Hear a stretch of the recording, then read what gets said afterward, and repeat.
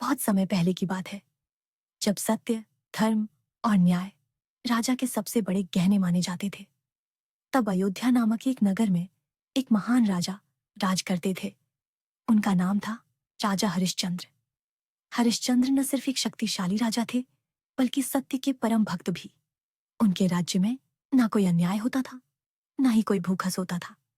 वे हर परिस्थिति में सच बोलते और न्याय करते। इसी कारण देवता भी उनके चरित्र से प्रभावित हो गए। लेकिन स्वर्गलोक में एक अर्षि थे, महर्षि विश्वामित्र। उन्होंने सोचा, क्या वास्तव में कोई मनुष्य इतना सच्चा हो सकता है? उन्होंने राजा हरिश्चंद्र की परीक्षा लेने का निश्चय किया। महर्षि ने एक स्वप्न रचा। स्वप्न में राजा को यज्ञ का वचन दिलवाया गया, और जब राजा जागे, महर्षि ने उनसे यज्ञ की दक्षिणा मांग ली। हरिश्चंद्र ने बिना एक पल रुके अपना सारा राज्य, धन और वैभव त्याग दिया। अब राजा, रानी तारामती और पुत्र रोहिताश्व तीनों राजमहल से निकलकर दर दर भटकने लगे।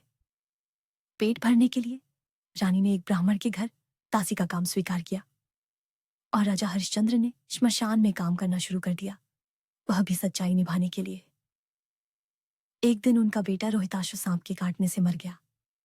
रानी शव को लेकर श्मशान पहुंची, लेकिन वहां खड़े थे स्वयं हरिश्चंद्र। उन्होंने अपनी पत्नी को नहीं छोड़ा।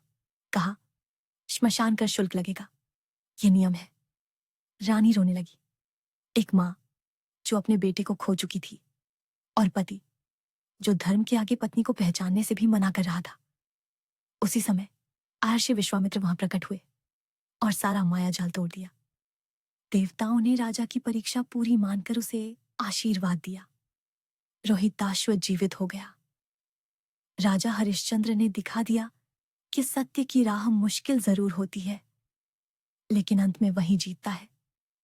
उनकी कहानी आज भी हमें सिखाती है, सच्चाई कभी हारती नहीं।